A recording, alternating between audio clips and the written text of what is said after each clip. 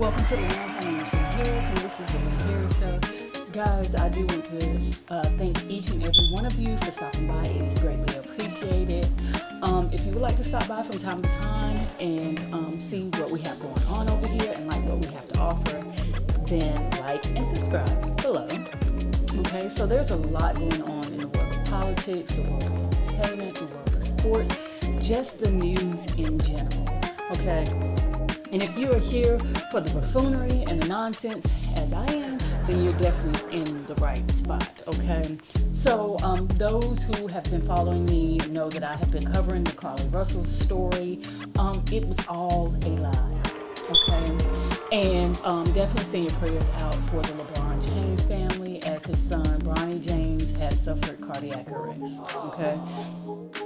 Again, for those who have been following me, you know that I have been covering the Carly Russell story. And if you're not familiar with the Carly Russell story, this is the young lady who stopped on the interstate to check on a toddler and disappeared for 49 hours roughly. And she returned home after that, and then it got sketchy from there. Okay, because she made up this whole story about this man with orange hair, abducting her, and the woman that he was with was playing in her hair. And it was just from that moment, because I tried to give this young lady the benefit of the doubt, and I said, it just doesn't sound right. And my last coverage, I was like, allegedly, she lied, but we didn't have the proof. Okay, however, recently this young lady hired an attorney, and her attorney has came out and stated that it was all a lie, okay? And so I do want to comment and state that it just makes me think that this young lady has some mental issues going on.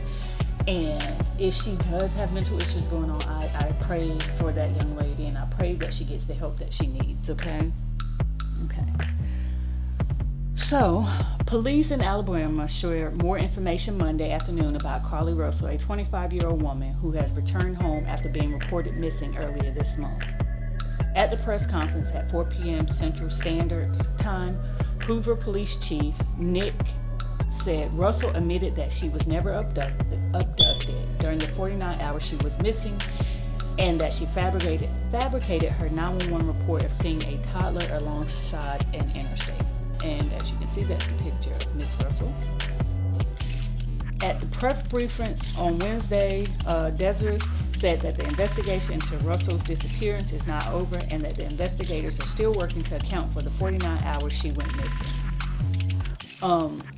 Police say Carly Russell admits disappearance. Missing child reported Alabama Highway hoax. Russell was reported missing off a highway in Birmingham suburb on the night of July 13th after calling 911 to report a toddler walking alongside the interstate, according to the Hoover Police Department. She returned home on foot on July 15th. At last week's briefings, Desiree played a recording of a 911 call during the conference that showed Russell reporting the sighting of the boy. However, Desiree said that they did not receive reports of a missing child in the area, and that Carly's 911 call remains the only timely report of a child on the interstate. On July 18th, Hoover Police told USA Today that the officer spoke to Russell but couldn't publicly share the details from the interview. Desiree said that the briefing was held due to the public's concerns surrounding the disappearance. Okay, so I was able to look at some of the interview, which I won't play, but I just briefly read what was said during the interview. And it was said, they asked the police chief, are charges going to be pressed? And he said the investigation is ongoing, and it's up to the district attorney to file charges. Okay, so in my opinion, I think this young lady should face charges. especially if she lied about it. Now, there's you know, if she has mental issues, I view it different and just think the young lady should get help. However, if it was made up just to make somebody jealous or make somebody miss you, then I think she should spend some time in jail, because not only was you utilized 911 when somebody else had a real emergency going on, and then you utilize resources that cost people money. And so in that case, I think that this young lady should be charged, okay? And the police chief said that they can account for where she was during the 49 hours, okay? Now, another question that was asked was, are the parents involved? He stated that it's still an ongoing investigation. However, I honestly believe that the parents were not involved. I think her parents encouraged her to come forward to tell the truth, okay? Because I think she would have continued to lie, and it's already bad for her, because I mean, she's lost a job. I'm pretty sure she can no longer get her nursing license, and so it's already bad for her. However, if she would have kept on with the lie, it probably would have been worse. So I think her parents actually encouraged her, and this is just my opinion, I think her parents actually encouraged her to tell the truth. Because if they loved her, they would have told her, like, you know, this is crazy if you're lying. You need to come out, just tell the truth, and we'll deal with the consequences, okay? So I do think that if this young lady is telling a story, well, we already know she's telling a story, but if she is dealing with mental issues, then I pray that the young lady gets the help that she needs, and that she can go from there. She can heal from this. She can heal for whatever trauma she's suffering from, and then go from there, okay? So I do believe that, you know, she deserves a second chance. However, right now it's still fresh, and I hope that she gets the help that she needs if there are mental issues involved. If not, then she should definitely spend some time in jail. Okay, because if she just needed a vacation, all she had to do was just take a vacation. She didn't have to just make up this whole story about being kidnapped, okay? And if she just wanted her boyfriend to miss her, allegedly what it said, then she should just, you know, stop talking to him for a few. Yeah, I don't know. Just did something other than lie and fake a whole kidnapping, okay? All right, moving on. LeBron James' son, LeBron James Jr., Bronny, we know him as Bronny James, has suffered cardiac arrest. Okay, and let's send prayers to the James family, because at this point, if I was in his situation, you know, I would definitely want all the prayers. I would need all the prayers that I could get. Okay, so if you're not familiar with Bronny James, this is him and his father. Okay.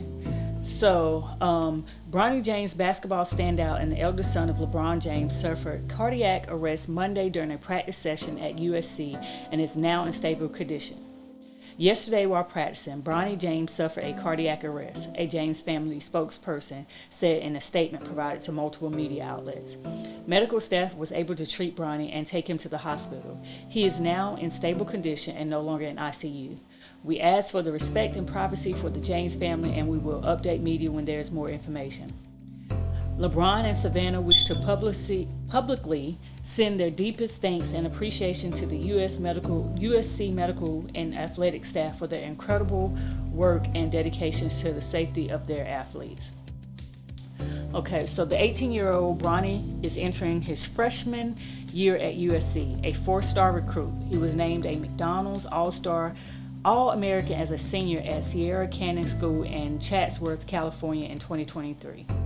He ranked 20th in the 2023 ESPN 100 rankings and was the 6th rated point guard in the class of 2023. LeBron has spoken openly about wishing to play with his son in the NBA.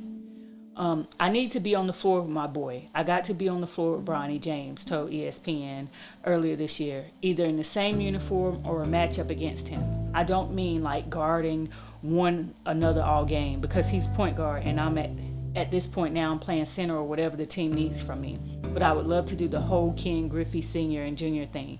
That would be ideal for sure.